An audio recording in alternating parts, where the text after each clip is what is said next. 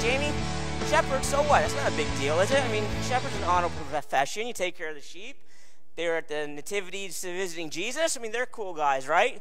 Well, nowadays, yes, shepherds are pretty cool. But in those days, in David's days, they were not. They were the despised people of the time. People hated shepherds. Why? Well, because they were ceremonially unclean. Because they worked with dirty animals, they were not considered clean in the religious circle, and thus they couldn't go to the temple. They couldn't go to church. They couldn't worship God. They couldn't interact with people, because if people interacted with them, they'd be unclean, and they couldn't go to temple. So shepherds were despised in those days. They were unaccepted. They were nobodies.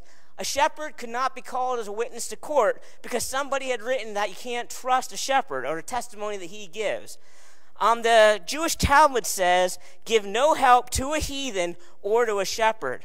Okay, so shepherds were considered the least of all men, and that is all that Jesse thought David was good for. He didn't think David was good for anything in life but to be a stinking, dirty shepherd.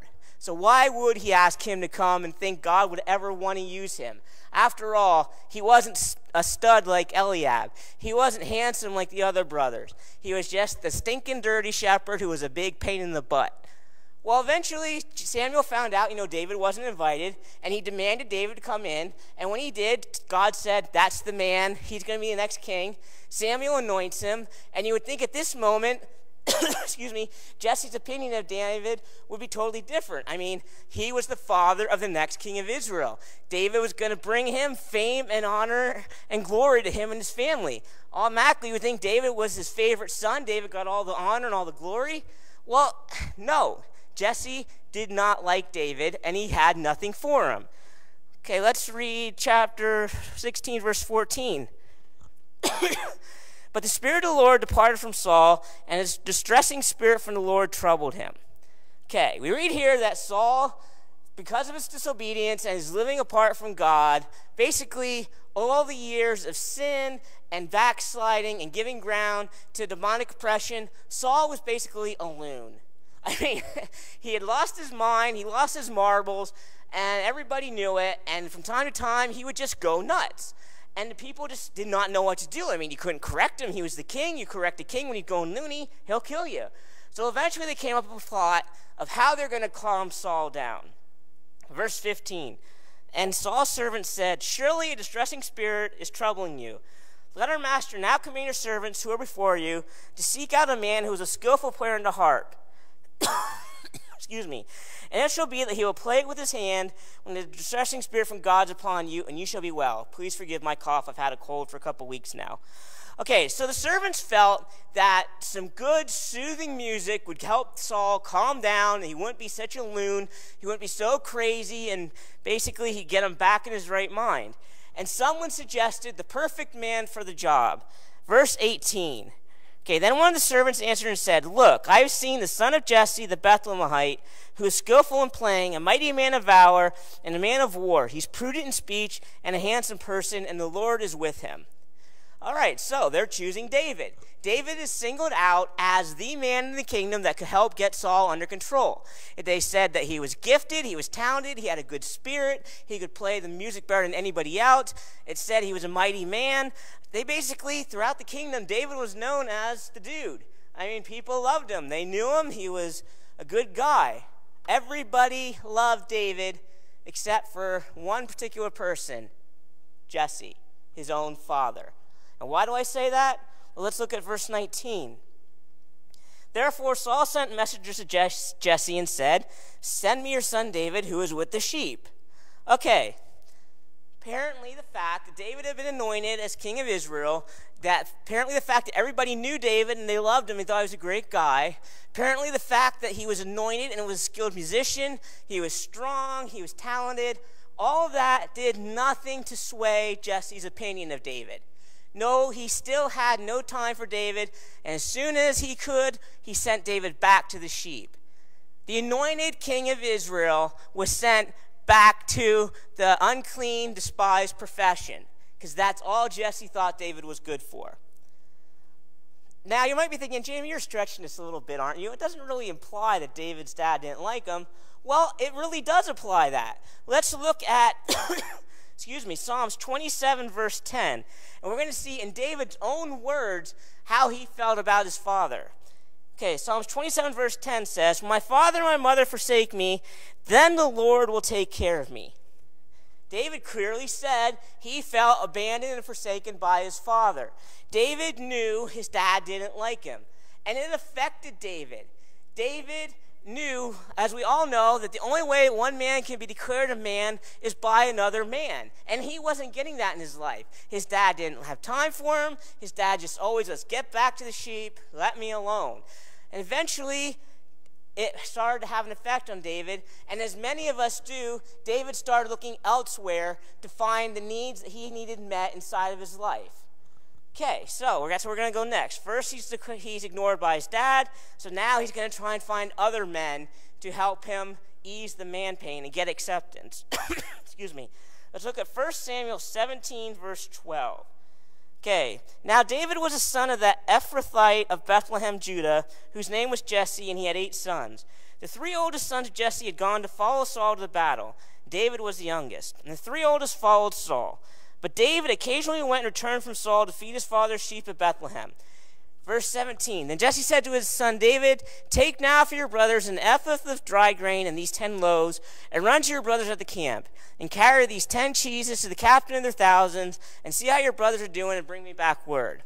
Okay, we have here, once again, the next king of Israel, the anointed one of God, being treated like a common servant and a common slave by his father. Anybody in Jesse's household could have done this menial task of going and checking on the brothers. But he made David do it. He had nothing for David. So David goes to see his brothers. And when he meets his brothers, he doesn't get a loving reception there either. Let's look at verse 28. "Now Eliab, his older brother, heard when he spoke to the men. And Eliab's anger was aroused against David. And he said, 'Why did you come down here? And with whom have you left those few sheep in the wilderness? I know your pride and the insolence of your heart, for you have come down to see the battle.'" Wow. All David was doing was what his father asked, and his brother laid into him, and he basically said, "You're a dirty shepherd, and you only have a couple sheep. You're not even worthy to have a big flock. You're just a good-for-nothing little brother. And we know you," he says, "you're full of pride, you have insolence in your heart, you're just no good." So once again, David gets nothing from Jesse. He reaches out to his brothers in hope to get some love and affection from his brothers. As most guys do, they want the approval of their older brothers, and he didn't get that either. They hated David. Everybody in his family hated David, and nobody had time for him. Well, David wasn't to be stopped. He had this man pain issue, but he needed a man to love him, and as many of us did, he kept on looking for a man to show him the love that he needed. So, now we're going to continue looking at the passage. God used, after David's ridiculed by his brothers, the next thing in the story is, Goliath comes out while David's there with his brothers. He starts cursing and insulting Israel. Nobody steps up and says anything except David. So David steps up and he says, "You're not going to curse my God. You're not going to curse his people." And God uses David to kill the Goliath, the giant, with a slingshot and a stone. Immediately, David is a national hero. People love him. He's taken into Saul's kingdom. He's given a high-ranking position. Saul's family accept him. And at this point, David meets Jonathan. And that's probably the best thing that happened in David's life. Okay, so let's read chapter 17, verse 57. "Then as David returned from the slaughter of the Philistines, Abner took him and brought him before Saul with the head of the Philistine in his hands. And Saul said to him, 'Whose son are you, young man?'" Okay, side note. Why didn't Saul know David? He came and he played for him all the time. Well, remember, Saul was like Looney Tunes. When David was there, it was the time that Saul was at his worst. So it's very understandable why he didn't recognize David. Okay, back to the passage. "So David said, 'I'm the son of Jesse.' Now when he finished speaking to Saul, the son of Jonathan was knit to the soul of David, and Jonathan loved him as his own soul. Saul took him that day and would not let him go home to his father's house any more. Then Jonathan and David had made a covenant because he loved him as his own soul. And Jonathan took off the robe that was on him, and he gave it to David. And he gave David his armor, his sword, his bow, and his belt. That is a huge deal. Israel was so oppressed by the Philistines, they didn't have a lot of weapons. So to have the king's son give away his weapons and his armor to another man showed the depth of love and respect that he had for David. Now, an interesting fact about this. I never knew this before because I just assumed, David and Jonathan were probably about the same age, but they weren't. When I studied the commentaries, I found out Jonathan was probably about 10 years older than David. So David finally had an older man in his life, showing him love, showing him respect, treating him like a worthy man with dignity. And then inside of David, he started to have that little bit of the Manpain ease in his life. He started to have those needs met. Excuse me. However, as is often the case, it didn't last. Let's look at chapter 18, verse 6. Now it happened as they were coming home, when David was returning from the slaughter of Philistines, that the women came out of all the cities of Israel singing and dancing to meet King Saul with tambourines, with joy, and with musical instruments. So when women sang as they danced, and they said, Saul has slain his thousands, and David his 10,000s. What do you think happened next? You have a king who's a complete loon, gets set off at the littlest thing, comes back from war, and everybody's giving David all the praise and all the glory, and they're saying he was so much better than Saul. Saul only killed 1,000, he killed 10,000. And Saul could not handle it. It drove him insane, and his paranoia kicked in. And immediately he despised David in his heart, and he vowed David was not going to take his kingdom, and David was going to die. So, let's pick it up in verse 10. Excuse me. And it happened the next day that the distressing spirit from God came upon Saul, and he prophesied inside the house. So David played music with his hand, as at other times, but there was a spear in Saul's hand. And Saul cast the spear, for he said, I will pin David to the wall. But David escaped from his presence twice. Twice! This wasn't the first time. Twice this happened that Saul tried to kill David.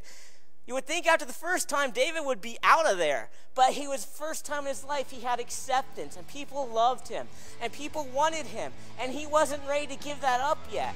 But the second time it happened that Saul tried to kill him, he knew he had to get out of there. So now David ends up again alone on the run with nobody around him, and his deep need inside of him once again gets unmet, and the man pain comes roaring back in David's life once again.